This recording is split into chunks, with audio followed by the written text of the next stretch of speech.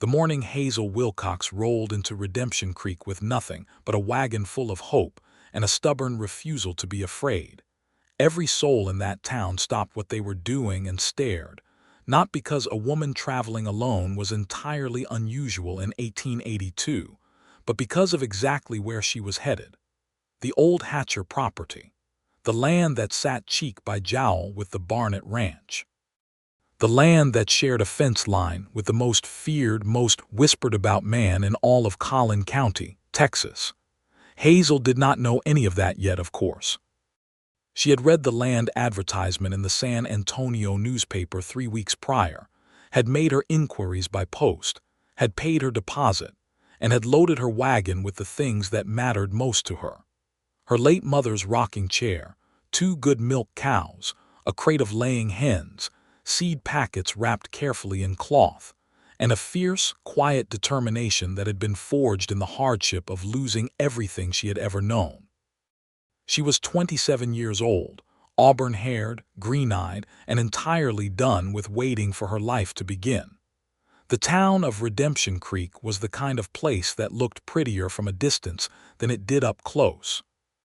There was a main street with a general store, a feed and grain, a livery stable, a saloon called the Dusty Spur, and a church with a crooked steeple that everybody pretended did not lean.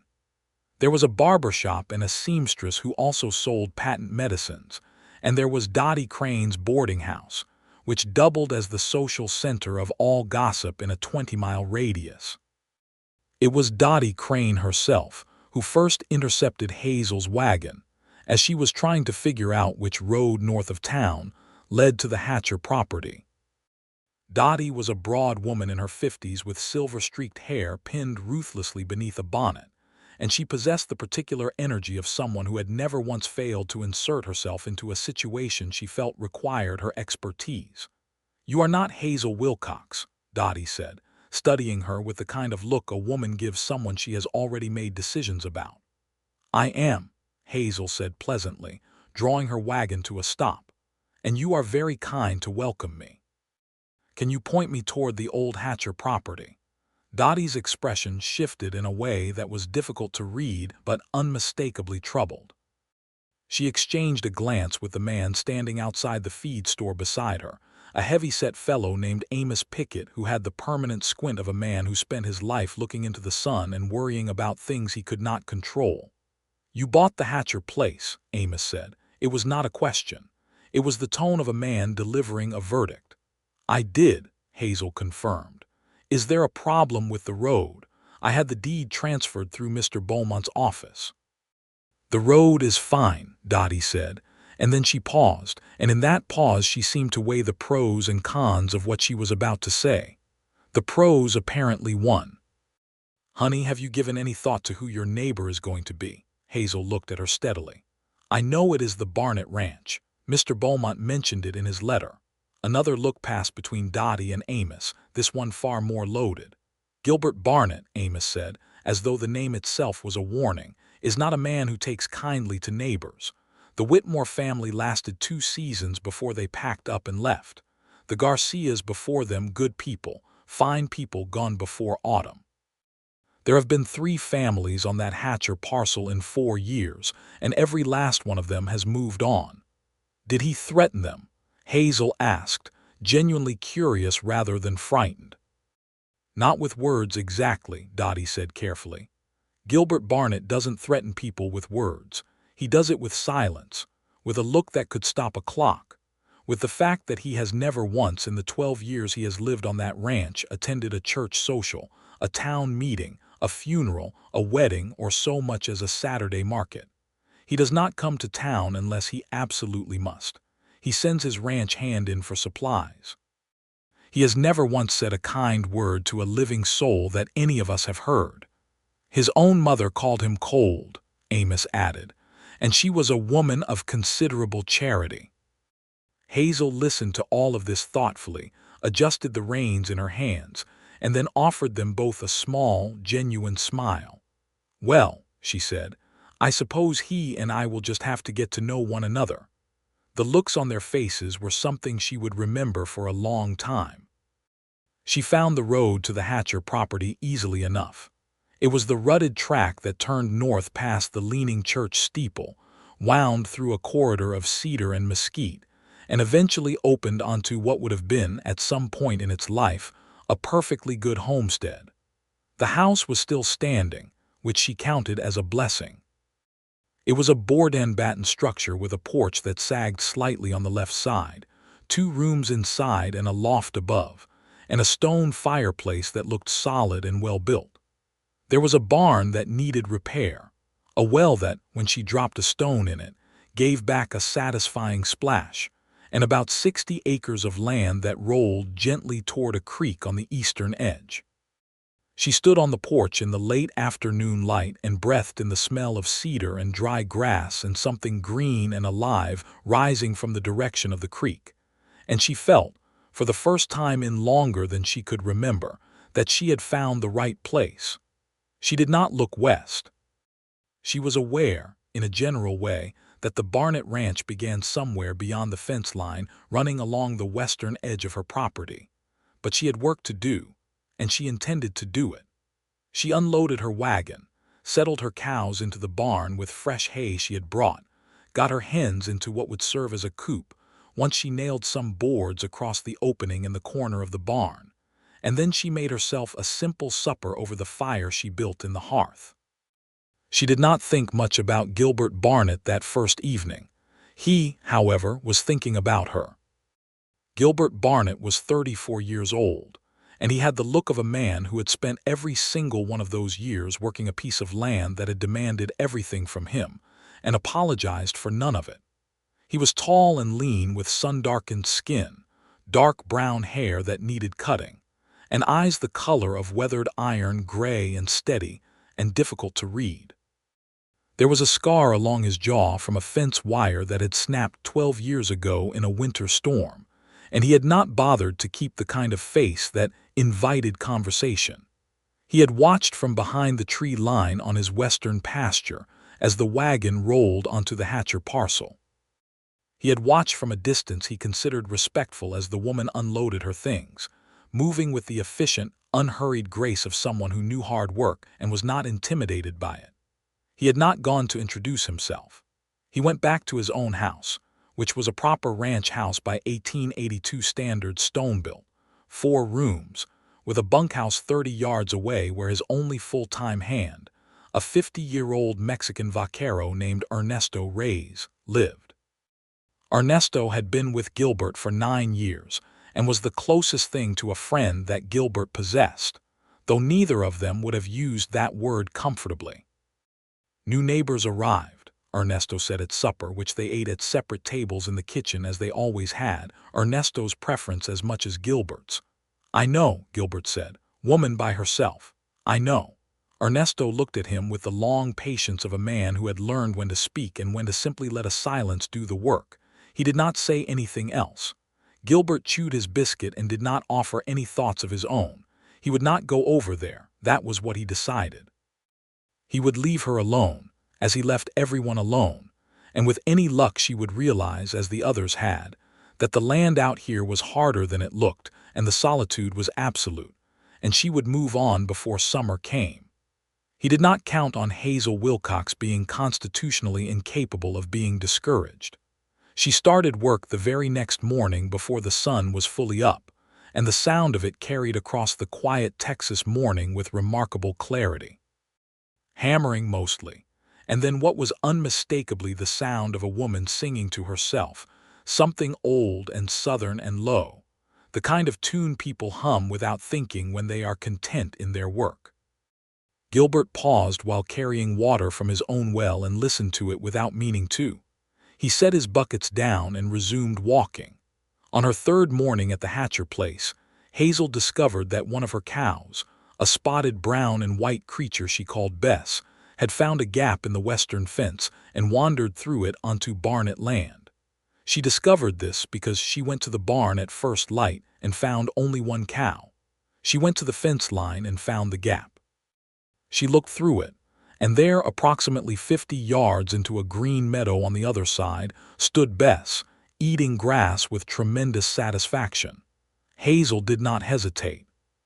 She ducked through the gap in the fence, walked across the meadow, took Bess firmly by the rope she kept looped around the animal's neck, and turned to lead her back. That was when she saw him. He was standing at the edge of the meadow, near the fence line on his side, and he had clearly seen everything. He was holding a coil of wire and a pair of pliers, which told her he had been on his way to repair the fence himself. He was taller than she had expected, and he was looking at her with those gray eyes in a way that did not communicate welcome, but did not communicate hostility either. It communicated something closer to. She searched for the word assessment. "Good morning," she said without apology or embarrassment. "I'm Hazel Wilcox. This is Bess, and she is sorry for the inconvenience." He looked at the cow. He looked at Hazel. "Gilbert Barnett," he said. His voice was lower than she had expected. Not unfriendly exactly, just economical, as though every word was something he had weighed carefully before spending. "I'll repair the gap from my side," she said. "Though if you're already heading that direction with wire and pliers, I'll not stop you." He looked at her for another moment, then at the fence, then he walked toward the gap without another word. She followed, leading Bess. He repaired the fence with quick, practiced efficiency while she watched, and she noticed that he was good at it, methodical and careful, the way a person is good at something they have done 10,000 times. "Thank you," she said when he was done, meaning it. He gave a single nod, started to turn. "I'm planning to put in a kitchen garden along the south side of the house," she said, not because she needed to share this information, but because she was, by nature, a person who talked to people, and she found it interesting that someone could live so thoroughly inside their own silence. "And I'll get the barn properly sorted by week's end. I'm hoping to have a small vegetable surplus by summer that I can bring to market." He had stopped walking when she started talking, which she took as a form of attention. "Soil on the south side is good," he said, after a pause that had its own particular texture. "Creek silt from the flood 2 years ago deposited out that direction. You'll have good growing." She looked at him with genuine interest. "You know this land well." "I know all the land around here." He said it plainly, without pride or boast. "The Hatcher parcel drains east. Your well is reliable through October, then it drops. You'll want to dig it 2 feet deeper before August." She stared at him. This was more information than she had been able to extract from the land deed, Mr. Beaumont's letters, and Dottie Crane combined. "That is genuinely useful to know," she said. "Thank you." He nodded again. This time he actually turned and walked away, and she watched him go, back across the meadow and through a gate that she had not noticed before. And she thought, with the quiet certainty that sometimes arrived in her without explanation, that whatever the town of Redemption Creek thought about Gilbert Barnett, they had not looked at him carefully enough. The first week passed in a rhythm of labor that Hazel found deeply satisfying. She repaired the porch, replaced 3 boards that had rotted through, and shored up the left side that sagged.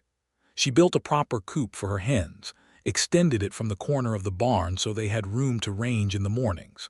She turned the soil on the south side of the house with a borrowed spade borrowed from herself, as she had packed 2, and found that Gilbert Barnett's assessment of the soil quality was precisely correct.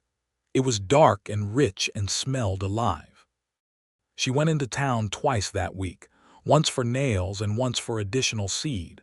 Both times the experience was instructive.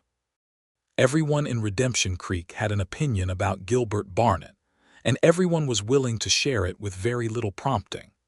The wheelwright, a man named Pete Schumann with flower-white eyebrows and a habit of leaning on whatever was nearest when he talked, told her that Gilbert had once refused to lend his team to pull a wagon out of the mud for a neighboring farmer because the farmer's dog had spooked Gilbert's horses the previous spring. "Held a grudge like nobody's business," Pete said with a slow shake of his head. But then Mrs.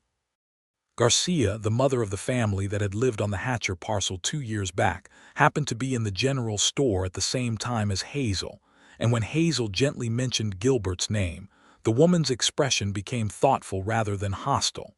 "He was not unkind to my children," Mrs. Garcia said slowly, as though pulling the memory out carefully. My youngest, Pablo, he fell in the creek early that spring. Cold water early March. Mr. Barnett pulled him out. Carried him to our house himself, wrapped him in his own coat. She paused. He did not stay, did not say anything about it afterward, never mentioned it. When my husband tried to thank him, he waved him off like it was nothing. Then why did your family leave? Hazel asked. Mrs. Garcia looked at her with the direct honesty of a woman who had nothing left to protect. Because the land was hard and we did not have enough. It was not him that drove us away. It was the drought and the debt. But the stories grow out here. People remember what is easiest to remember. Hazel thought about this on the drive back to her property. She planted her garden on the 5th day, working in long, careful rows, tamping seeds down with a confidence she had learned from her mother, who had kept a garden in Georgia that could make a person believe in miracles. She was on her knees in the dirt, pressing bean seeds into the soil when she became aware that someone was watching her.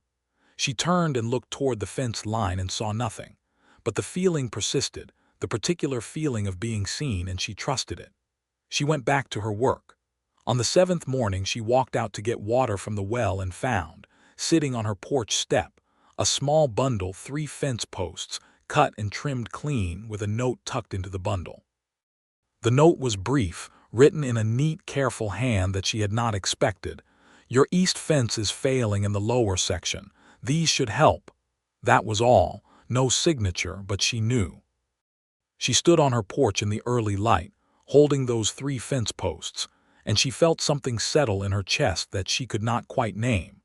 She took them to the east fence that afternoon and installed them herself, and they fit perfectly because he had clearly walked her fence line and measured what was needed before cutting them. She thought about going to the fence line between their properties and calling out to thank him. She decided instead to leave something on his gate. She baked a loaf of bread that evening. She had brought a good sourdough starter in a sealed crock all the way from San Antonio, and in the morning she walked to the gate in the fence line, the one she had noticed when she retrieved Bess, and she left the bread on the gate post with a note of her own. Thank you for the posts. The fence is improved. The bread is improved too, or so I am told. She did not know if he would find it, but she walked back feeling pleased. He found it. He stood at the gate for a long time, looking at the bread wrapped in a cloth, reading the note twice. Then he carried it back to his kitchen and ate 2 thick slices of it for breakfast, and thought that it was, without question, the best bread he had tasted since his mother had died 8 years ago. He did not tell anyone this. But the following morning, there was a small bundle on her gate post in return, a piece of smoked venison wrapped in brown paper, enough for several meals. Hazel laughed when she found it, a genuine delighted laugh that startled her hens. And so it began, this strange, quiet exchange between 2 people who had both learned in their separate and painful ways that the world was something to be navigated carefully, that trust was a thing that had to be built rather than assumed. On the 10th day, there was a situation with the water. Hazel had been drawing water from her well since she arrived, and it had been sufficient.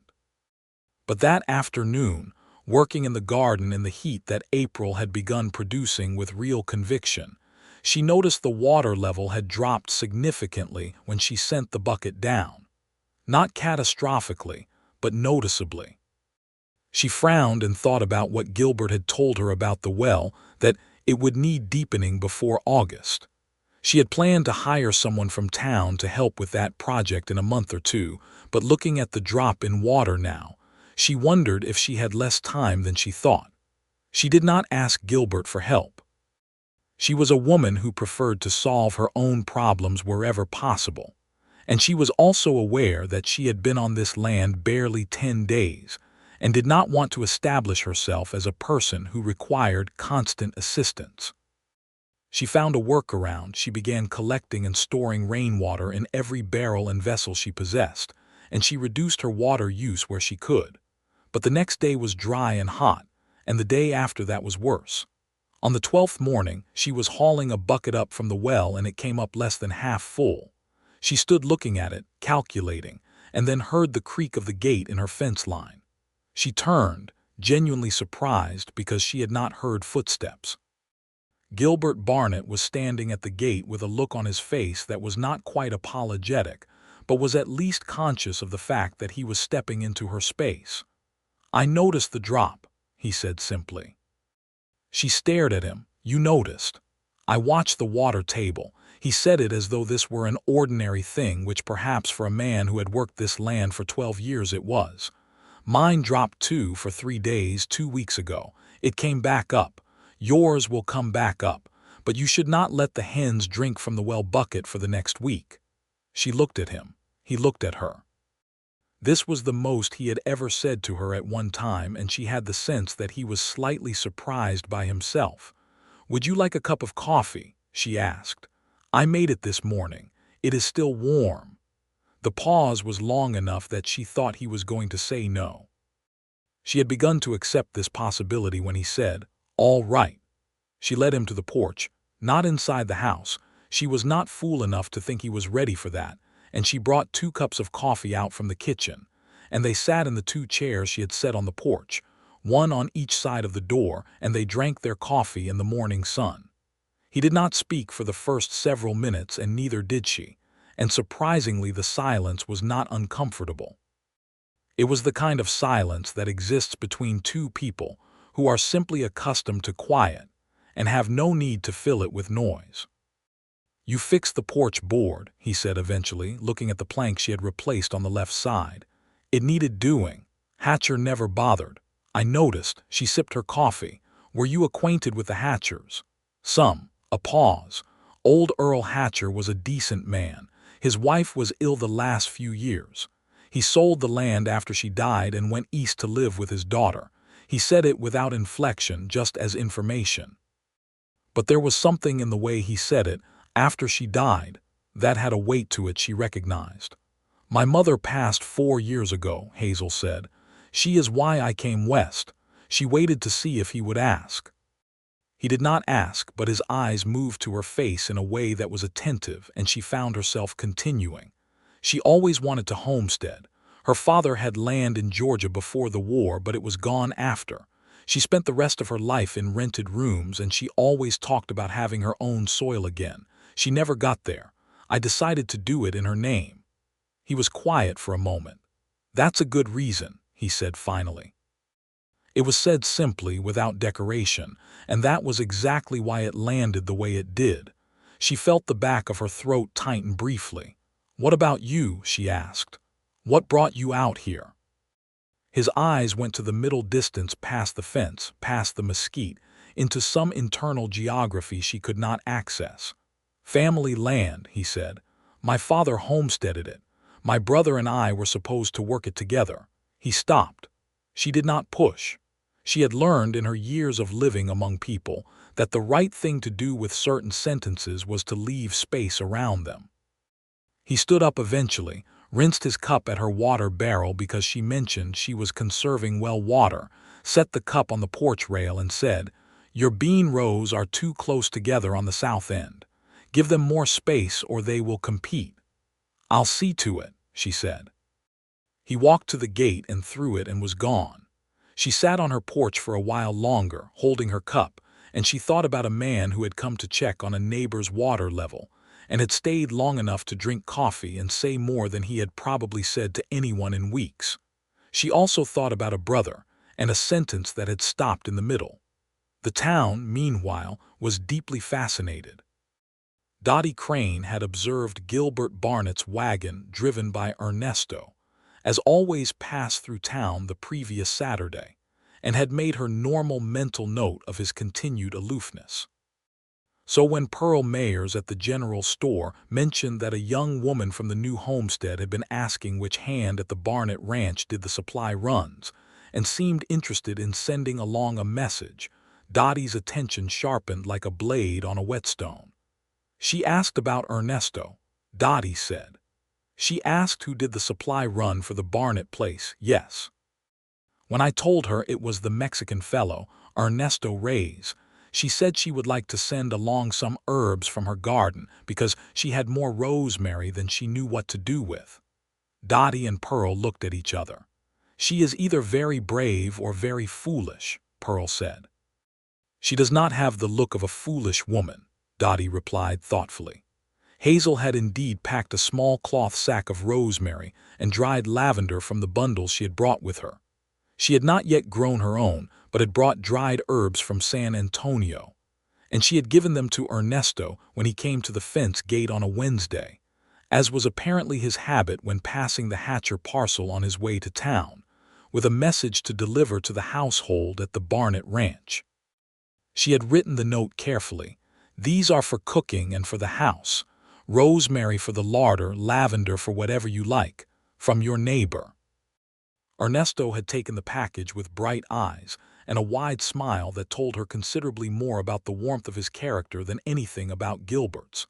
He was a small, wiry man with a neat gray mustache and the weathered skin of a man who had spent decades under the open sky, and he looked at the package and then at Hazel with an expression of pure delight. "He does not have many neighbors," Ernesto said. "Not ones who send things." "He sent me fence posts and venison," Hazel pointed out. Ernesto's eyebrows went up in a way that made her think this was more than he had expected. "He did he?" It was not a question. She liked Ernesto immediately and completely. There was a directness to him, a warmth that coexisted with a deep dignity, and she could see in him the quality of a man who had made his peace with his position in the world and found it satisfactory. When Gilbert received the package that evening, he held it for a long time before he opened it. The smell of rosemary hit him immediately, and it did something to him that he was entirely unprepared for. It smelled like his mother's kitchen. He had not thought about that smell in years. He set the package on the kitchen table and stood there for a moment in the fading light coming through the window, feeling something that he could not catalog and did not try to. He put the lavender in the front room. He used the rosemary in his supper the next evening, and then he sat at his kitchen table and thought for a long time about a woman with green eyes and muddy knees who talked to her cow and sang to herself while she worked and had, apparently, decided that his silence was not a wall but a door that simply had not been knocked on correctly. In the middle of the second week, there was a crisis with the hens. Hazel woke in the dark to the sound of chaos from the barn, a combination of frantic squawking and something lower and more purposeful, and she was out of bed and pulling on her boots before she was fully conscious. She grabbed the lantern from the hook by the door and lit it with hands that were steady because she did not allow them not to be, and she was out the door and crossing the yard in her nightgown and boots, which was not how she would have chosen to present herself in any situation, but necessity was what it was. She got to the barn and threw the coop door open and found, in the wavering circle of her lantern light, a coyote that had gotten through a gap she had missed, cornered against the far wall by the legitimate fury of her remaining hens. 3 hens were clearly gone. The coyote looked at her with yellow eyes. She was not afraid of coyotes. She had grown up around them. She grabbed the pitchfork from its hook on the barn wall, made herself large, and advanced on the coyote with the conviction of someone who had considerably more resolve than the animal expected, and it bolted through the gap it had come through. She stood in the aftermath, breathing hard, lantern held high, looking at the 3 hens that were gone and the 5 that remained, and she felt the particular sharp grief of losing animals that you have tended, however briefly. Miss Wilcox. She spun so fast she nearly dropped the lantern. Gilbert Barnett was standing in the barn doorway. He had clearly come from bed himself. His shirt was untucked, his boots were on but not laced, and his hair was uncharacteristically loose around his face. He was holding a rifle, and he looked from her to the hens to the gap in the coop wall, and then he lowered the rifle and looked at her. "I heard it," he said simply. She looked at him for a moment. She was wearing her nightgown and her work boots, and her hair was in a braid down her back, and she was holding a pitchfork, and she was suddenly aware of all of these things simultaneously. "The coyote is gone," she said. "I have lost 3 hens." He came into the barn without waiting to be invited, which under most circumstances she might have objected to, but which at this moment felt simply like the right thing to happen. He looked at the gap in the coop wall, crouched down to examine it, stood back up. "I can board that tonight," he said, "or you can lose more." "I have boards," she said, "and nails. They're along the east wall of the barn." He found them, and she held the lantern while he worked, and they did not talk much during the 20 minutes it took him to board up the gap properly. But they were close together in the lantern light, and she could see his hands clearly, large, careful hands that moved with the same methodical efficiency she had noticed when he repaired the fence. He had a kind of competence that was not performed, not demonstrated for any audience, just simply present. "That will hold," he said when he finished. He gathered the tools and put them back where he had found them because he was that kind of man. "Thank you," she said. "Again." He looked at her then, really looked at her, in a way that was different from the assessments she had noticed before.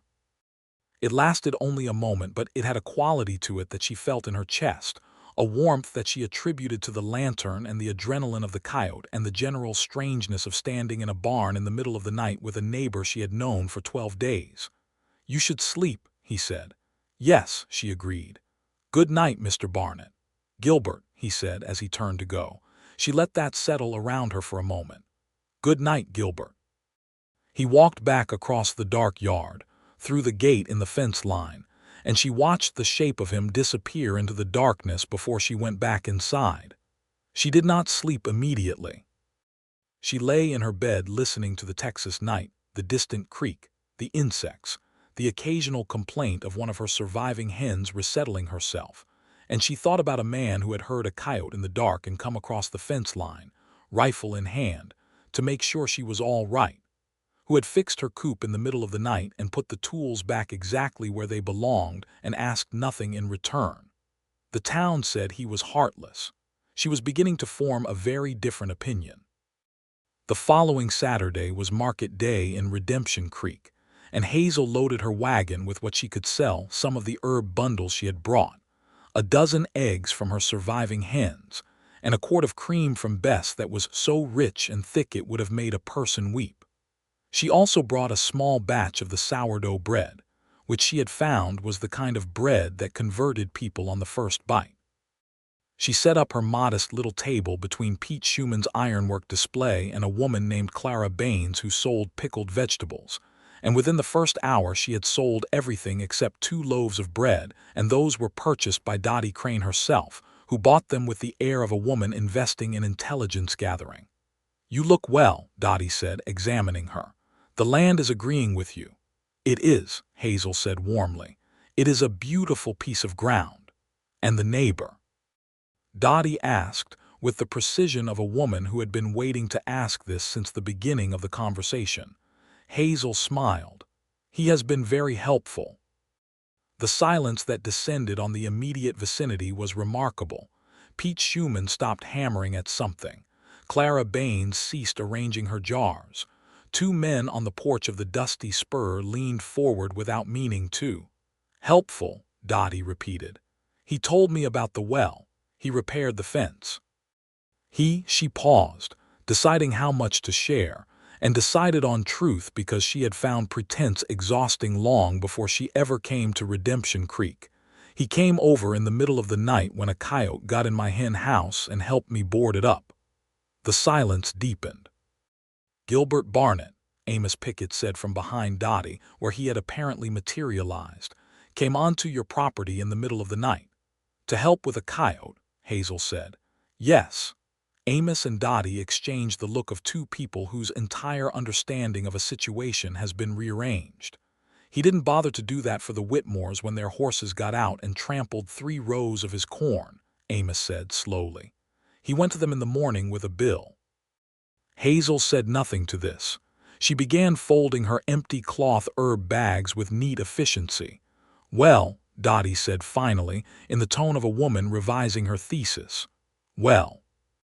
On a Tuesday afternoon in the 3rd week, Gilbert did something he had not done in years. He walked to his own fence line, not to repair anything, not because he had a purpose. And he stood there and watched Hazel Wilcox working in her garden. She was on her knees in the rows she had planted, thinning the seedlings that had come up too thick, and she was talking to the plants.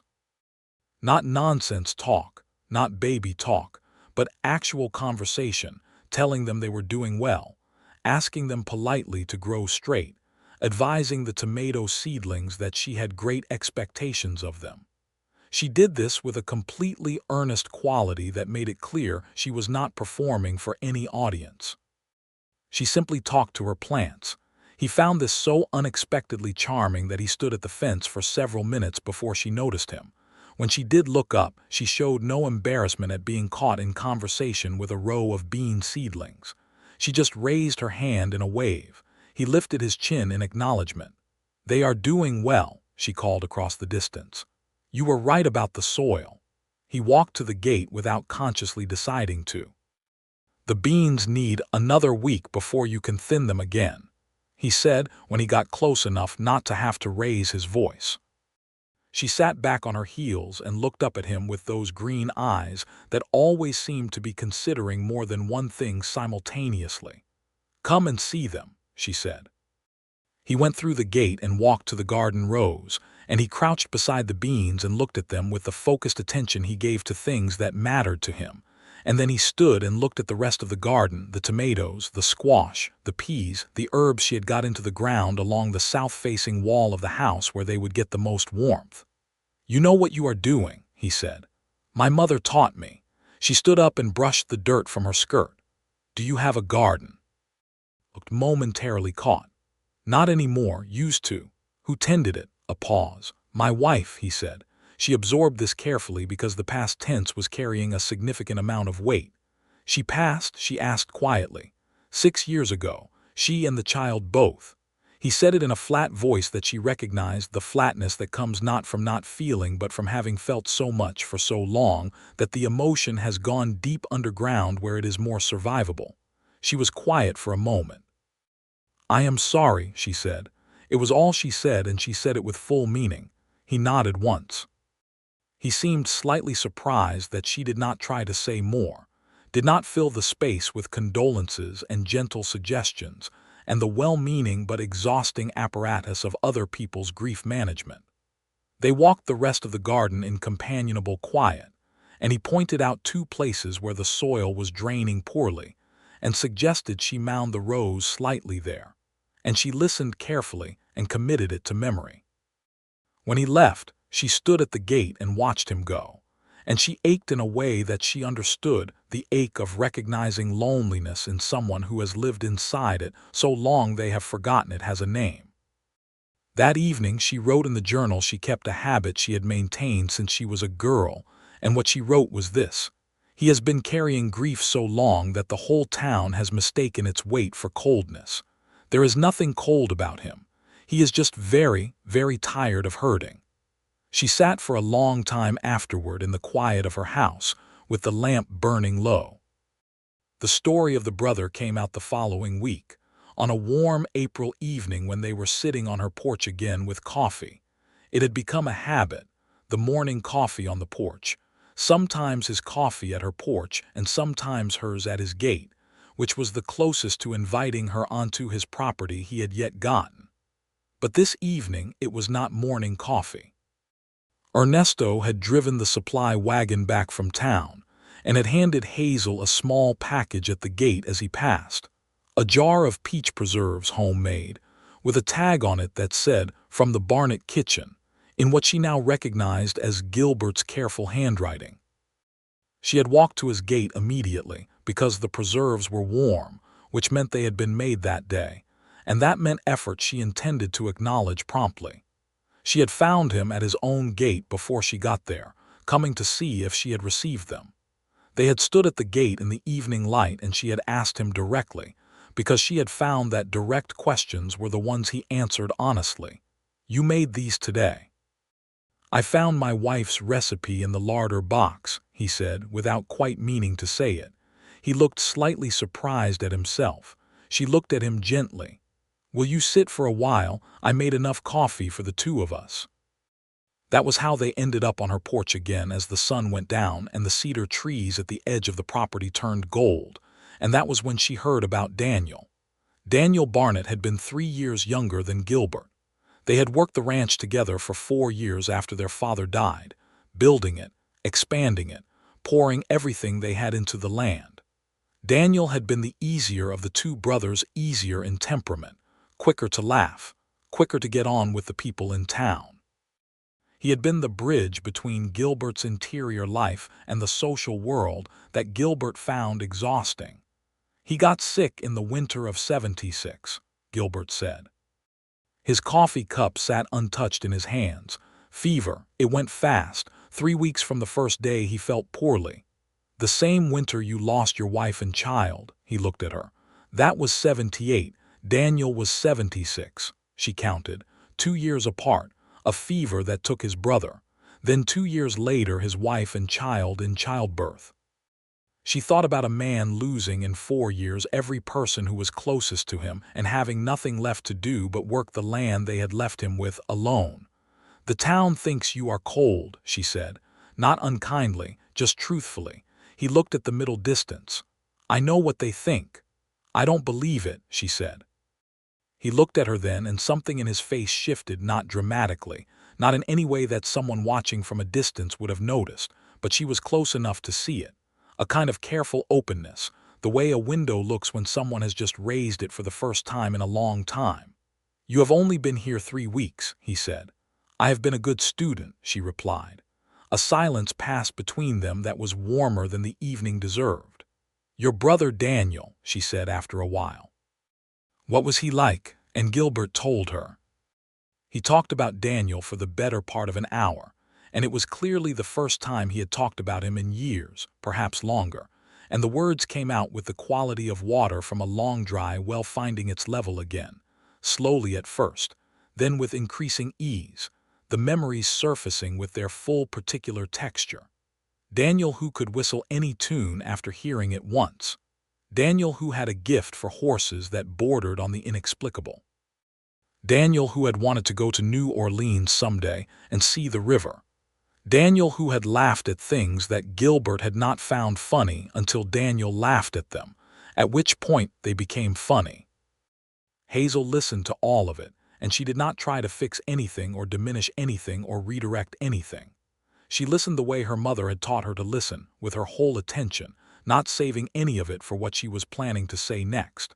When he finally stopped, the night had come all the way in, and the stars over Texas were doing what they did best, which was to make every human concern feel simultaneously enormous and manageable. "Thank you for the preserves," she said softly. He looked at her. He looked at her for long enough that she was aware of it in a way that was different from being watched. "You are the strangest neighbor I have ever had," he said. "I have been called worse," she said. Something happened on his face then that she had not yet seen. The corners of his mouth moved. It was not quite a smile, but it was in the same family. It was the precursor to a smile, the territory around it, and it transformed his face in a way that caught her entirely off guard because she had not quite anticipated how it would make him look. Younger, lighter. She looked away into the dark yard and told herself firmly that she was in the business of building a homestead, not falling in love with her neighbor, who was a complicated man with a great deal of history and walls she had only begun to knock on. She told herself this quite convincingly for the rest of the evening. She was somewhat less convincing when she went inside. The 4th week began with a storm. It came in from the northwest on a Monday morning, the kind of storm that the Texas sky assembles with particular drama. A wall of blue-black cloud advancing across a sky that had been clear and warm only an hour before, the barometric pressure dropping in a way that the animals felt before the people did. Hazel's cows were restless before she saw the first cloud, and by the time she did see it, she had already begun moving everything she could into the barn. Gilbert appeared at her gate while she was hauling the second water barrel under the barn overhang. He was already prepared for the weather himself, and he had come for no purpose she could identify other than the fact that she was alone and there was a serious storm coming. "That south section of your roof," he said, pointing. She looked. There was a section of board and batten on the south-facing slope that had been lifted slightly at the edge. She had noticed it and added it to her list, but had not yet gotten to it. "I know," she said. "I have not had time." "Give me the hammer and nails," he said. "It will take a ladder." "I know," he said, which was such a precise echo of her own words that she almost smiled.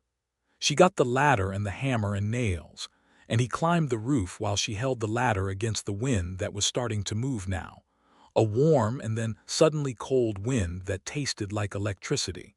And she watched him move across the roof with a sureness of foot that she would not have expected of a man as tall as he was. He found the loose section, worked quickly, drove nails with an efficiency born of urgency, and was back down before the first serious drops of rain began to fall. They were both back inside the barn, him helping her get the last of the chickens secured when the storm proper arrived, and it arrived with the full conviction that Texas weather deploys. Rain came sideways. Lightning struck close enough twice that the air smelled of it. Thunder rolled across the flat landscape with the authority of something enormous simply moving through without asking permission. They stood in the barn doorway and watched it, side by side. "I used to be afraid of storms," she said, "when I was small." "What happened?" he asked. "My mother told me they were just the sky rearranging itself. She said it got restless like everything does sometimes, and it just had to move some things around before it could settle again." She smiled at the memory. "After that, they never frightened me." He was quiet for a moment. "That is a good way to think about it." The storm lasted about 2 hours, and they waited it out mostly in comfortable quiet, occasionally commenting on something. The way the creek would be running after this, whether her bean seedlings would appreciate the deep watering, or whether the force of it would damage them, whether the barn roof at his place had been repaired properly after the hailstorm 3 years prior. When it passed, the world outside was washed in gold in the late afternoon sun, and the smell of wet cedar and fresh earth was the most perfect smell she had encountered in some time. "Your roof will hold," he said, looking at the house. "Thank you," she said, "for coming over." He looked at her with those gray eyes, and then he said something he clearly had not planned to say because it had the quality of a word falling out before it could be reconsidered. "I didn't like the thought of you up there alone in a storm." She held his gaze. "I know," she said quietly. He looked away first, which she found privately interesting. The conversation she had been not quite having with herself for 3.5 weeks intensified considerably after the storm. She was in love with him. She had not been planning to be, had not come to Redemption Creek with any such intention, had come with the intention of building a life and working her land and being, for the first time in her life, entirely her own person, responsible to no one but herself.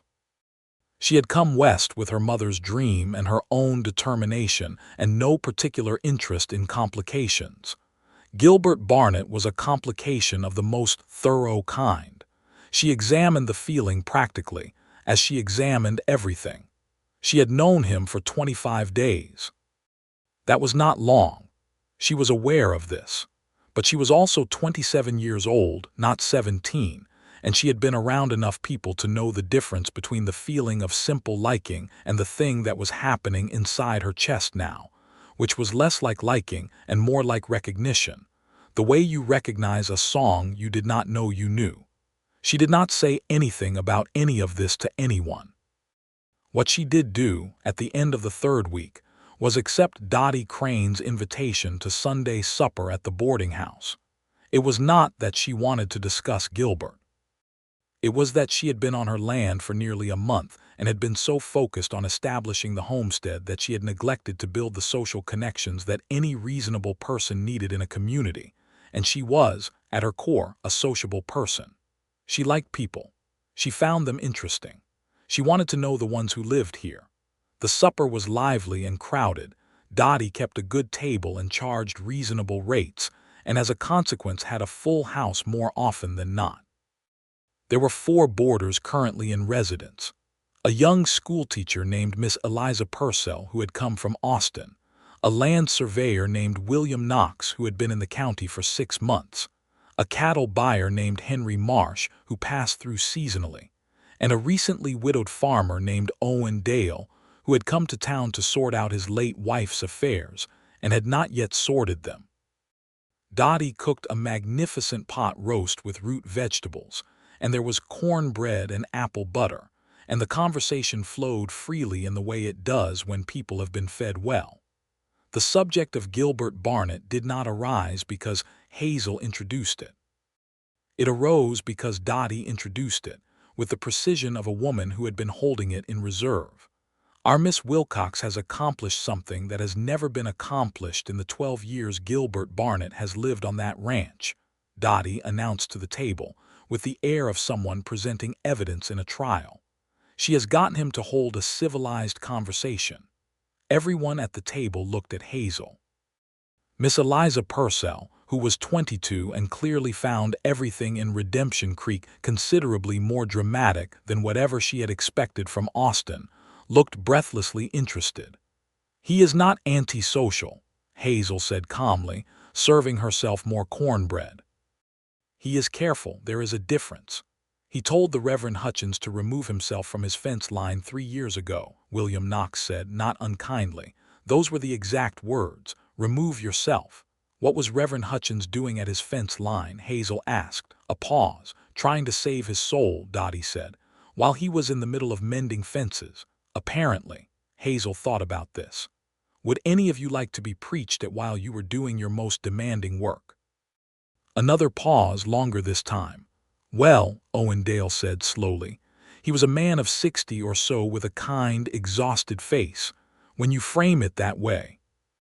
"He lost his brother and his wife and his child," Hazel said, not with accusation but with the simple intention of establishing facts. "In 4 years. He has been running that ranch alone for 6 years since. He is not cold. He is simply very private and very sad, and he has not had anyone take the time to look past the silence." Dottie was looking at her with an expression that had shifted significantly from the beginning of the conversation. "You like him," Dottie said. "I respect him," Hazel said. "I also like him, yes." "My lord," Dottie said softly, and she said it with what was unmistakably hope. On the 28th day, Hazel made a decision. She had been aware for at least a week that something was shifting in Gilbert, not dramatically, because nothing about him was dramatic, but in small and unmistakable ways. He came to the fence line more often. He stayed longer when he came. He had begun to ask her questions, real questions, about her life before the homestead, about Georgia, about her mother, about what she had done in the years between her mother's death and her arrival in Redemption Creek. He listened to her answers with the focused attention he gave to things he considered important. He had also, 2 days prior, actually laughed. A real laugh, brief and low, and apparently surprised out of him by something she said about Bess's opinion of storm weather, and it had affected her the way she suspected a full orchestra would affect someone who had only ever heard a single instrument play. She had been half in love with him for 2 weeks. She was now fully, thoroughly, completely in love with him, and she was not the kind of woman who sat quietly inside a feeling of this magnitude and simply waited. She was also not the kind of woman who said such things carelessly, or prematurely, or without being reasonably certain they would be received with at least some chance of reciprocation. So she decided, on the 28th day, to cook him a proper dinner and invite him to her table. Not because food was a declaration of love, it was not, necessarily, but because sharing a meal inside a house was a different thing from drinking coffee on a porch, and she wanted to see how it felt. She also wanted to cook for someone, which was an impulse she had suppressed since her mother died and which had been growing quietly for weeks now. She made a chicken stew with the herbs from her garden and biscuits from her starter, and a dried apple pie that she had been planning since she first unpacked her kitchen supplies. She set the table properly, which felt both necessary and slightly excessive, and then she walked to the gate in the fence line at 4 in the afternoon and called across to the house. He came out onto his porch, looked toward her voice. "I'm making supper," she called. "I would like your company if you are willing." A pause, long enough that she thought it might go either way. "What time?" he called back. She smiled so suddenly and completely that it surprised her. 6 o'clock, she called. He came at 5 minutes to 6, which told her a great deal about him, and he had clearly made some effort. His shirt was clean and tucked, his hair was combed, and he had shaved. The shaving particularly caught her attention, because she realized she had not seen him without the habitual roughness of a day or two's growth on his face before now, and the difference it made was, she noted this carefully and filed it away considerable. He brought something with him which she had not expected, a small bottle of whiskey, which he held out with the particular expression of a man who is offering something and is uncertain whether it is appropriate. "I don't keep wine," he said. "But I thought, that is exactly right," she said warmly, taking the bottle from him. Their fingers did not quite touch but were close enough that she was aware of the proximity. She led him inside, and she watched him take in the room the rocking chair in the corner, the lamp on the table casting warm light, the curtains she had made from a blue calico fabric she had brought from San Antonio, the dried flowers hanging from the beam above the window. She had made a home of the place in a way that was entirely herself, and she watched him seeing it. He was quiet for a moment, looking at it. "You have made it good in here," he said. "Thank you," she said, meaning more by it than she could say yet. Supper was the best meal she had ever produced. She was aware that this might be partly because she was cooking it for someone she loved and partly because the stew was genuinely excellent, and she decided to attribute it to both equally. He ate with the focused appreciation of a man who has been cooking for himself for 6 years and has grown capable but not enthusiastic about it. He had 2 servings of the stew and 3 biscuits and a generous piece of the apple pie, and at no point in any of this did he say it was good in words, but the way he ate it said everything. After supper they sat with small glasses of the whiskey, and he looked across the table at her with an expression she could not quite read, which was less common now than it had been at the beginning. She could usually read him at least somewhat, but this was new. "I need to tell you something," he said, her hand stilled around her glass. "All right," she said. He was quiet for a moment, and she gave him that moment without interruption. "The first family that lived here after Hatcher, the Whitmores, they did not leave because of me directly, but I was not kind to them. I was," he seemed to search for the right word, "I was not capable of it at the time. And the Garcias, they left for real reasons, the drought and the debt. You were right about that, but I could have offered more than I did. I could have helped more." He looked at the table, then back at her. "I'm not what the town says I am, but I'm also not what you seem to think I am. I've been absent from people for a long time, and I don't know if I know how to be otherwise." Hazel held his gaze across the table. The lamp light made everything warm, and the apple pie was still fragrant in the room, and the night outside was soft and full of crickets. "I think," she said carefully, "that knowing you don't know something is considerably better than not knowing you don't know it. And I think that you have been otherwise with me for nearly a month." She paused. "You came over in the middle of the night for a coyote. You sent fence posts before you had any reason to expect a return. You told me about Daniel." She held his gaze steadily. "Those are not the actions of a man who does not know how to be present for someone." He looked at her for a long time. "Why did you stay?" he asked. "The others left." "Because I could see the difference between a wall and a door," she said. He set his glass down on the table and stood up, and she had half a second of uncertainty about what was happening before he came around the table. And she stood up too, because she had been told all her life that she was guided by instinct, and her instinct was as clear and clean as creek water right now. He was standing in front of her, close enough that she could see the exact color of his eyes in the lamplight, which was the particular gray of early morning sky, and he looked at her with an expression she could read now absolutely, without any ambiguity. "Hazel," he said, just her name. But the way he said it was the most unguarded thing she had heard from him, raw with something that had been living underneath his silence for weeks. "Gilbert," she said back, quietly. He reached up and pushed a strand of hair back from her face, carefully, as though she were something that required care, and she felt that gentleness all the way through her.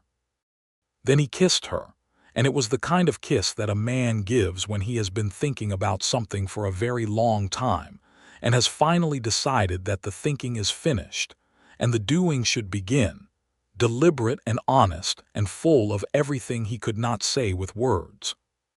She kissed him back with equal conviction, and her hands found the lapels of his jacket, and the lamp burned warm on the table, and outside the Texas night was doing nothing to discourage them.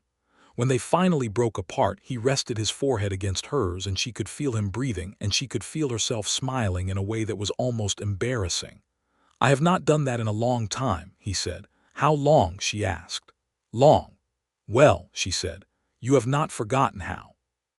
He made a sound that was the fullest laugh she had heard from him, yet low and genuine and clearly surprised, and she thought she could spend the rest of her life collecting those sounds. The following morning, Ernesto came to the fence line with a jug of fresh milk and a look of profound satisfaction. "He told me you had supper together," Ernesto said, handing her the milk.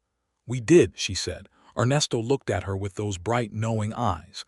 "In 12 years," he said, "he has not had another person inside that house for supper, not once." She accepted this information with the gravity it deserved. "He is a good man," Ernesto said. "He has needed someone to believe that." "I know," she said. What happened next in Redemption Creek happened in the way that significant things happen in small towns, gradually, and then all at once. Dottie Crane had the information first, because she had observed with her own eyes the following thing. Gilbert Barnett's horse tied at the post of the Hatcher property on a Saturday afternoon, which was information of enough consequence that she shared it with Pearl Mayers, who shared it with Amos Pickett, who mentioned it to Pete Schumann, who told the Reverend Hutchins, who told his wife, who told everyone else simultaneously. By Sunday morning, the prevailing understanding in Redemption Creek was that something significant was occurring on the Hatcher parcel. The opinions on this were varied.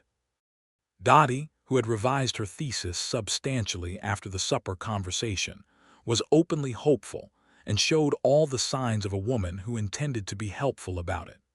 Miss Eliza Purcell thought it was extremely romantic. Amos Pickett was skeptical in the way that men who have been wrong about something for a long time often are when the evidence accumulates against them. Pete Schumann said nothing specific, but was observed to have stopped shaking his head whenever the subject of Gilbert came up, which was his most eloquent form of concession.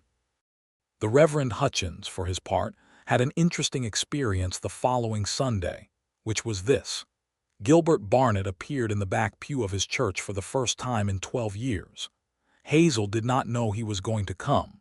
She had been attending services since her second Sunday in town, not because she was particularly devout, but because it was where people gathered and she was interested in the community she was joining. She was settled into the 4th row from the front when she became aware, with the particular awareness that being in love gives a person for one individual's presence, that he had come in at the back. She did not turn around immediately. She waited until the congregation rose for the first hymn, and then she turned her head slightly and saw him standing in the back row, not holding a hymnal, not singing, but standing with his hands clasped in front of him and his head up, present in the simplest possible way. She faced forward again and sang the hymn with full voice, and she was smiling. After the service, as the congregation filed out into the Sunday morning light, there was a moment that she suspected Redemption Creek would discuss for some years to come. Gilbert Barnett, for the first time in 12 years, stood in front of the church and accepted the Reverend's handshake. Then he turned and encountered Dottie Crane, who offered her hand and received his brief, firm shake, and her expression when he shook it was that of a woman who has witnessed a miracle and is trying to respond to it with composure. Then he encountered Amos Pickett, who looked like a man whose internal weather was undergoing significant revision. "Barnett," Amos said. "Pickett," Gilbert said. A pause. "Nice morning," Amos tried. "It is," Gilbert agreed without hostility. And that was, in essence, the moment when the entire town of Redemption Creek began, quietly and without anyone having to admit they had been wrong, to revise its understanding of who Gilbert Barnett was.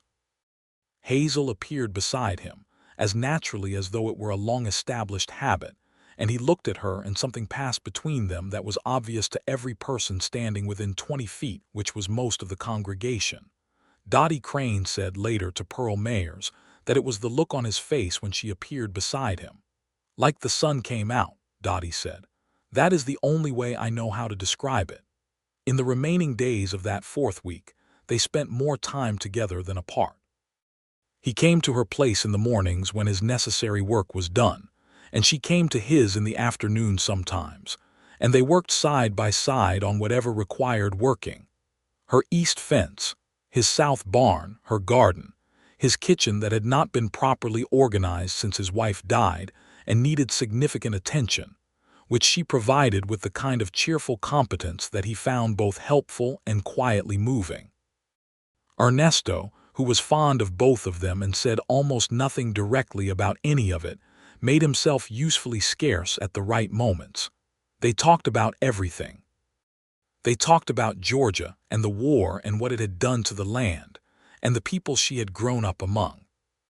They talked about what this part of Texas had been, and what it was becoming, the cattle trails, the fencing debates that were dividing ranchers all across the state as barbed wire changed everything, the way the Comanche had been removed from their lands in ways that Gilbert spoke about with a directness and discomfort that she found both honest and admirable, the way Ernesto sometimes spoke about the changes he had seen in his lifetime, with a quiet sadness that neither she nor Gilbert pretended not to notice. She showed Gilbert her mother's recipe book, which she had carried wrapped in oilcloth since Georgia. He held it with a kind of reverence that surprised her, turning the pages carefully, reading the handwritten notes her mother had made in the margins. He had his wife's recipe book in his larder box, he said. He had not opened it in 6 years. He retrieved it the following day and set it on his kitchen table and opened it to the first page, and she sat with him while he did it, not saying anything, just being present, which was what the moment asked for. He went through the whole book slowly. She watched his face and said nothing until he set it gently on the table and looked at her. I have been afraid to forget her, he said, so I have been afraid of everything that might mean she was further away. She is not further away, Hazel said. You made preserves from her recipe last week. He looked at her, and she watched him absorb this, and then he did something she had not seen before in all the weeks she had known him.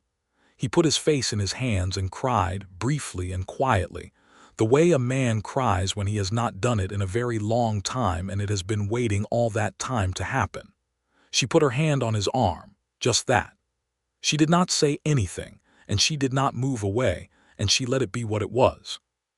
When he raised his head, his expression was different, lighter by some increment she could not quantify but could feel clearly. Thank you, he said. For what? She asked. For coming next door, he said. She held that for a moment and then she said, I think it was the best decision I have ever made.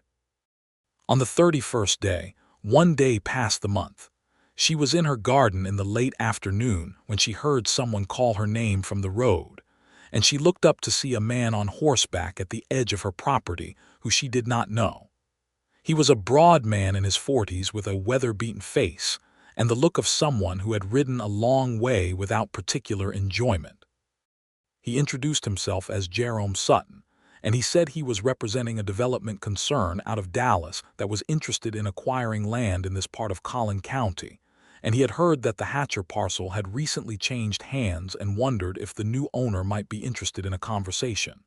Hazel looked at him steadily. I am not interested in selling, she said. He named a price that was noticeably above what she had paid for the land. She looked at him with the same steadiness.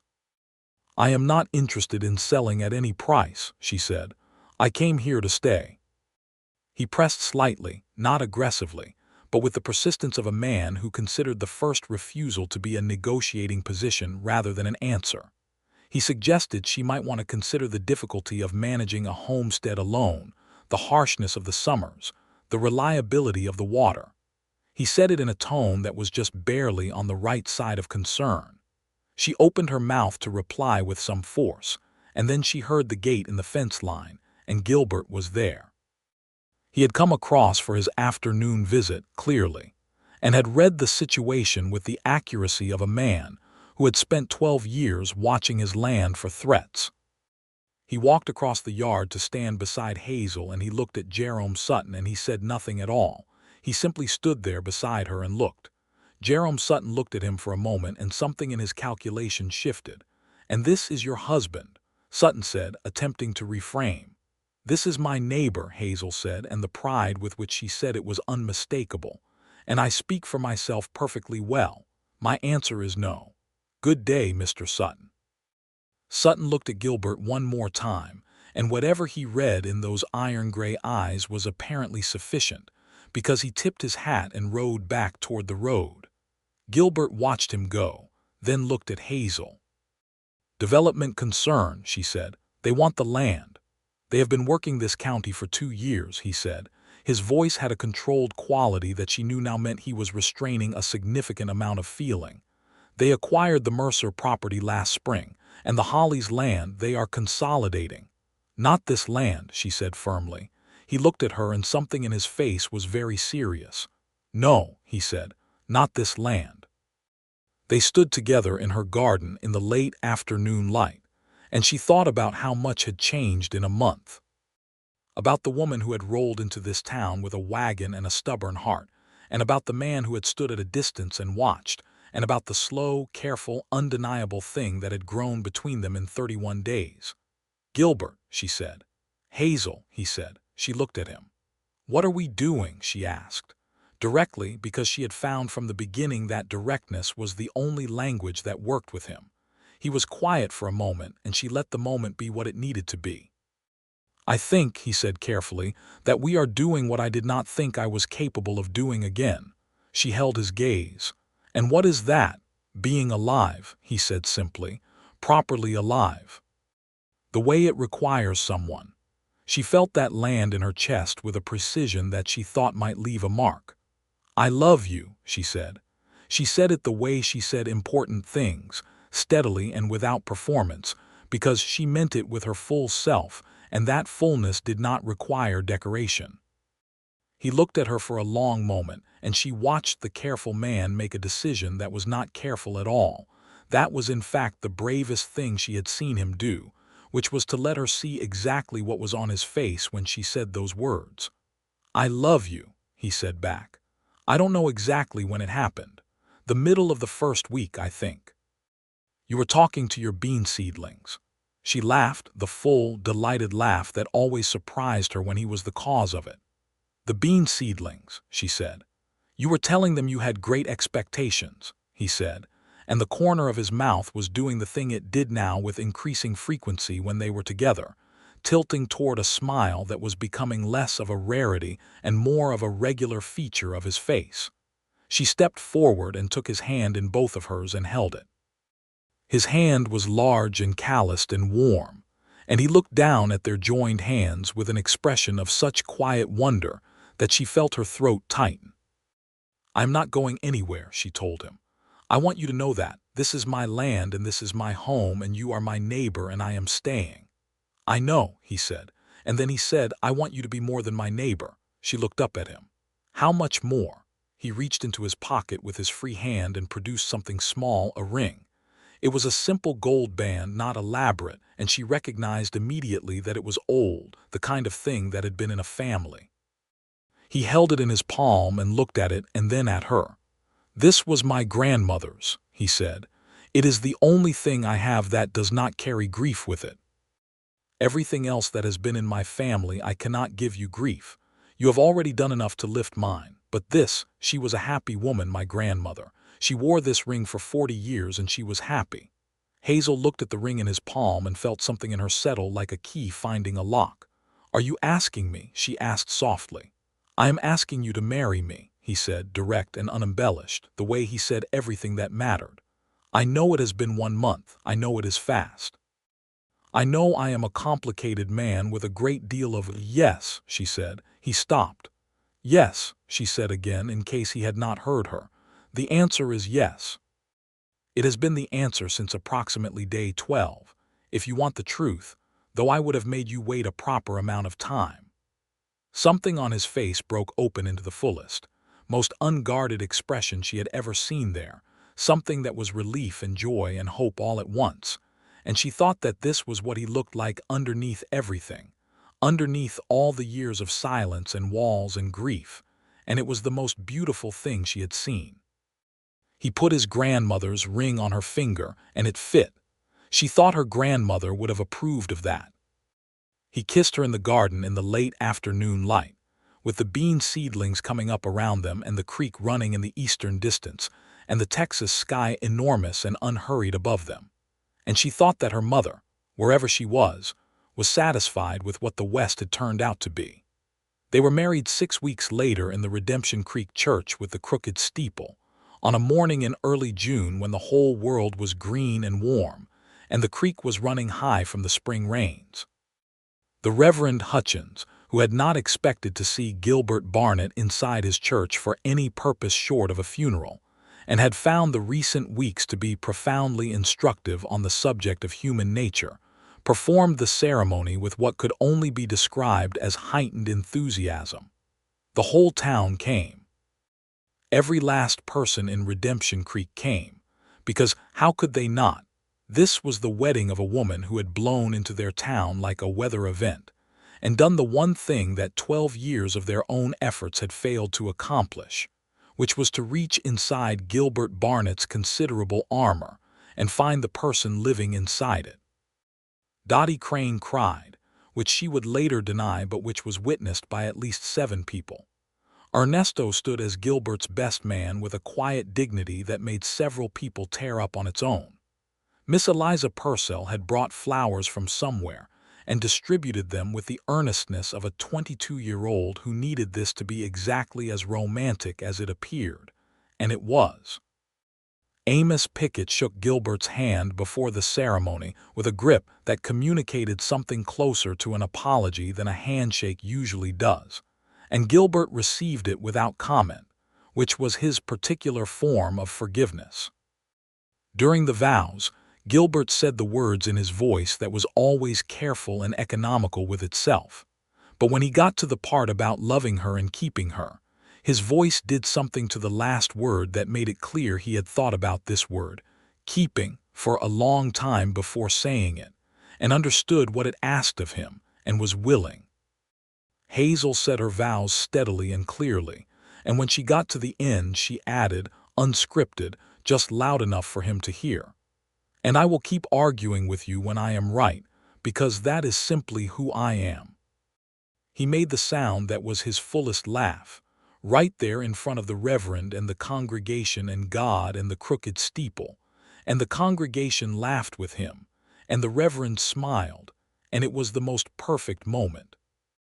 They moved Hazel's household into the Barnett house, which was larger and more solid, and they worked the Hatcher land together as part of the operation, expanding the garden and the hen operation, and beginning to run a small herd of dairy cattle alongside Gilbert's beef operation. Hazel brought her rocking chair and her mother's recipe book and her sourdough starter and her hens and her 2 cows, and the fierce practical energy that was simply how she was built. And she rearranged the kitchen in the Barnett house in a way that made it work better, which Gilbert observed and did not object to, which told her everything about how far he had come. She set up his wife's recipe book and her mother's recipe book on the same shelf in the kitchen. He came in one morning and found them there and stood looking at them for a long time. Then he looked at her. "That is right," he said, meaning it.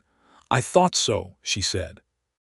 Ernesto, who was entirely pleased with the developments, began calling her Senora Barnett with a warm respect that she appreciated enormously. She began learning Spanish from him in the quiet times, in the evenings on the porch, because she felt it was the right thing to do, and because she liked Ernesto and wanted to meet him properly in his own language. He was a patient teacher and an appreciative student of her sourdough bread, which he said was the equal of anything he had eaten. The development concern, Jerome Sutton's people, came back once more in August and found that the Hatcher parcel was now operating as part of the Barnett Ranch, legally consolidated, and that Gilbert Barnett was the sort of man who did not have to say very much to communicate that a conversation was finished. They did not come a third time. The summer was hot and hard and entirely survivable. The garden Hazel had planted produced beyond what she had projected. The soil was everything Gilbert had promised it would be, and she brought produce to the Saturday market with regularity and built a modest but real income from it. Gilbert sold a portion of his beef herd well that autumn, and they finished the year in a financial position that was solid in the way that West Texas ranching could produce solid, which was not extravagant but was sufficient, and both of them were constitutionally oriented toward sufficiency as their preferred form of happiness. In the first October of their marriage, she found his wife's garden book, which she had not known existed, a small journal in which his first wife, whose name was Clara, had kept notes on what she planted and when and what grew well. Hazel brought it to Gilbert and asked if he wanted it, and he held it and looked at it and said after a while, "Would you like to plant some of what she planted?" "I would like that very much," Hazel said. The following spring, they planted Clara's garden along the south wall of the house, alongside Hazel's own established herbs, and both women's choices coexisted without competition, and the garden was beautiful. In the November of their first year of marriage, Hazel went to Gilbert in the kitchen with the particular expression of a woman who has been carrying a significant piece of information for about 2 weeks and has decided that now is the appropriate moment. He looked at her face and something in his went very still. "We are going to have a child," she said. He crossed the kitchen in 4 steps and put his hands on her face and looked at her, and she saw in his eyes the complicated weave of joy and terror that belonged to a man who had loved and lost before, and she put her hands over his on her face. "I am strong," she said, "and we will be careful, and we will have the best doctor this county has to offer, and everything will be all right." He held her face in his hands for a long moment. "Tell me again," he said. "We are going to have a child," she said. He brought her forehead to his and closed his eyes, and she felt him breathe, and she felt his relief and his love and his fear, and she held all of it steadily because that was what she was built for. The spring came again, and Redemption Creek bloomed in the way it did when the rains cooperated, which in the spring of 1883 they generously did. The creek ran clear and loud along the eastern border of the Barnett land, and the gardens were already showing the first green of new growth by March, and Hazel Barnett, formerly Wilcox, was in the advanced stages of a pregnancy that she was managing with the same practical energy she brought to everything, which meant that the hens were still being tended by her even when Gilbert suggested, gently and then less gently, that perhaps Ernesto could see to the hens. "The hens are my responsibility," she said, from where she was collecting eggs, turning to look at him over her shoulder with those green eyes that still worked on him exactly as they had from the beginning, green and direct and full of specific intelligence. "You are 8 months along," he said. "I am aware of that," she said pleasantly. He stood at the gate of the coop and watched her and loved her so completely it was a physical thing, a weight in his chest that he no longer found alarming. The doctor came from McKinney when her time arrived, in early April, the same month she had arrived the year before. He was a competent, steady man named Dr. Ambrose, and Dottie Crane came to assist because she had midwifed 12 births, and she was not about to be left out of this particular one. Gilbert spent the hours of that long night on the porch with Ernesto, who said very little and brought him coffee, and once put a hand briefly on his shoulder in the dark, which was the kind of thing that said everything about what 9 years of working beside someone creates between 2 people. When Dr. Ambrose came to the porch door and told Gilbert he had a healthy son, Gilbert sat down on the porch step and could not for a moment stand. "She is well," he said. "She is very well," the doctor said. "She is asking for you."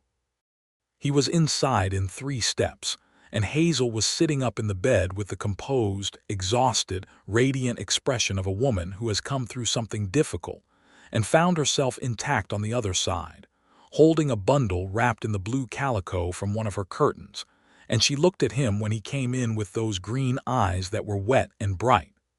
"Come and see," she said. He came to the bed and sat beside her and looked at the face of his son, who was red and dark-haired and extraordinarily new, and who was looking at the world with an expression of considerable skepticism that Gilbert recognized as belonging to his own family. "He looks like a Barnett," Hazel said softly. "He looks like both of us," Gilbert said. He reached out and touched the baby's cheek with one finger with the same careful deliberateness he gave to everything that mattered. The baby turned his face toward the touch instinctively. "What shall we call him?" Hazel asked. Gilbert looked at his son for a moment. Then he looked at Hazel. "Daniel," he said, "if you are willing." She smiled, that full, sudden smile that had been hitting him in the chest since the first week. "Daniel," she said, "after your brother." "He would have liked you," Gilbert said. "He would have thought you were the best person I ever found." "He would have been right," she said, without arrogance, just truthfully. He kissed her forehead and she leaned into him, and they sat together in the lamplight with their son between them. And outside the April night was warm and the creek was running, and somewhere a mockingbird was doing the extraordinary thing mockingbirds do, which is to sing at any hour and for any reason. And this particular one sounded, to both of them, exactly like celebration. Dottie Crane, standing in the doorway and pretending she was just checking if they needed anything, absolutely cried again. Daniel Barnett grew into a boy who had his father's gray eyes and his mother's absolute inability to stay quiet when he had something to say, which gave him an interesting composite personality from very early on. He learned to talk from Hazel and to be still from Gilbert, and the combination made him the kind of child that people remembered with warmth. Ernesto taught him to ride before he was 4 years old, which was exactly what Ernesto had been planning to do from the moment he heard the baby was a boy. And the pride on Ernesto's face, the first time Daniel stayed upright on a horse without assistance, was the kind of pride a man cannot conceal, even when he tries. The town of Redemption Creek, which had once told a woman who moved next door to the most feared man in Collin County that she was heading for trouble, had thoroughly revised its understanding of events. Gilbert Barnett still was not a man who attended every social function or engaged in extended small talk on the porch of the dusty spur, but he came to church on Sundays, and he nodded to people on the street, and he once famously helped Pete Schumann push a wagon out of the mud at the north end of town without being asked, which Pete told people about for the rest of his natural life. Dottie Crane said, to anyone who would listen, that she had known from the moment she saw Hazel Wilcox drive that wagon into town that the woman was something unusual. The fact that this was only partially true did not diminish the conviction with which she said it. 3 years after Daniel was born, Hazel came to Gilbert with the same expression she had worn in the kitchen in November of their first year. He was in the barn mending tack, and she stood in the barn doorway with the sun behind her, and he looked at her face and put the tack down. "Again?" he said. "Again," she said. He came to her and put his arms around her and held her with the comfortable certainty of a man who knew this woman in every weather, and she held him back with equal sureness. Their second child was a daughter, born in the winter of 1887, with Hazel's auburn hair and Gilbert's gray eyes in a combination that was entirely its own person, distinct from both of them. They called her Ida, which had been Hazel's mother's middle name, and from the beginning Ida had the particular quality of a person who has decided that the world is interesting, and she intends to investigate all of it, which Hazel recognized with the deep recognition of meeting yourself in miniature. Daniel, who was 3.5 when Ida arrived, received her with a seriousness that was entirely his father's and a tendency to show her things. A flower, a beetle, a particularly interestingly shaped piece of wood, that was entirely his mother's, and the combination of the two of them became one of the defining pleasures of Gilbert and Hazel's daily life. Ernesto, whose joints had begun to complain about the Texas winters in the way that joints do when a man passes 60 and has spent his life outdoors, was given the specific assignment of teaching Ida about horses at whatever pace she was ready for, which assignment he accepted with all the gravity it deserved. He built himself a small addition on the side of the bunkhouse with a proper stove in it, and Gilbert and Hazel made it clear in every way that mattered that Ernesto's place on the ranch was not a matter of his continuing to work, but of his being part of what they had built there, which he accepted with the dignified gratitude of a man who had spent enough of his life being made to feel peripheral. The garden at the south wall of the Barnett house, by 1888, was a thing that people came to see. Not formally, not as a destination, but in the way that beautiful things attract attention naturally. Hazel had expanded it over the years so that it ran along the entire south-facing wall and curved around the corner of the house toward the east, and it contained Clara's plants and her mother's favorites and things she had grown herself from seed she had collected and traded with other women in the county. And it was a garden that had the look of a place that had been tended with love over time, which was exactly what it was. She sat in her mother's rocking chair on the porch in the evening sometimes, nursing Ida or watching Daniel play in the yard, and she thought about the woman who had sat down at a table in a San Antonio boarding house 3 years before Redemption Creek and read a land advertisement in a newspaper and felt something shift in her direction. She had come west for her mother's dream and had found, unexpectedly and with complete conviction, her own. On a September evening in 1888, 6 years after Hazel had first driven her wagon past the leaning church steeple and asked for directions to the Hatcher property, she and Gilbert sat on the porch of their house as the sun went down over the Texas plain. Daniel was inside reading with the lamp. He had inherited her love of books and was working his way through everything they could procure, which in rural Collin County required some creativity and many a letter to the bookseller in Dallas. Ida was asleep in her cradle, making the small, contented sounds of a baby who has been thoroughly fed and has no complaints. Ernesto was playing guitar somewhere in the direction of the bunkhouse, something slow and Spanish and beautiful in the warm air. Hazel sat in her mother's rocking chair and Gilbert sat in the chair beside her, and his hand was on the armrest of her chair with his fingers overlapping hers, and they watched the color go out of the sky in layers the way it does in Texas, orange and rose, and then a deep, tremendous blue. "Do you remember what Dottie Crane said when I told her you had been helpful?" Hazel asked. "I was not there for that conversation," he said. "You should have seen their faces," she said. "The whole town was convinced you were going to drive me off the Hatcher place inside a week." He was quiet for a moment. "They were not entirely wrong," he said, "about who I was." "They were entirely wrong," she said firmly, "about who you were capable of being." She turned and looked at him in the fading light, this man who had carried so much weight for so long and had set it down piece by piece in the company of someone who thought he was worth the trouble of knowing. "The man they described to me that first day, cold, heartless, impossible, that man would not have left fence posts on my gate. He would not have come over in the dark for a coyote.